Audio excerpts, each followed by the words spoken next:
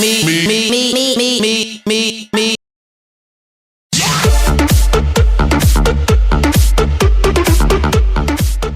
Сандуу гэдэг нөхөр нийслэлийн иргэдийн төлөөлөгчдийн хурлын дараагаар сонгогдвоо хөрхий.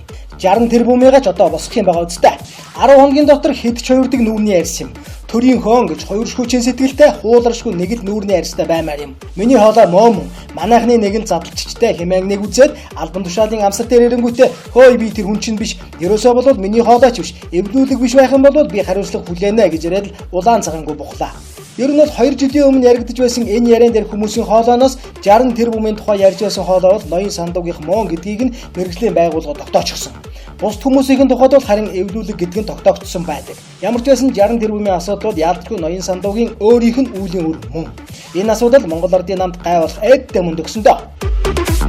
Энэ олон тэрбумын загалмайлсан эцэг сандуу ийхүү нүүрний арьсаа хуулан нэр төрөө гიშгэн нэг үгнээсээ нэлээдхэд бухаж баймаажин иргэдийн хурлын даргын суудалд суулаа.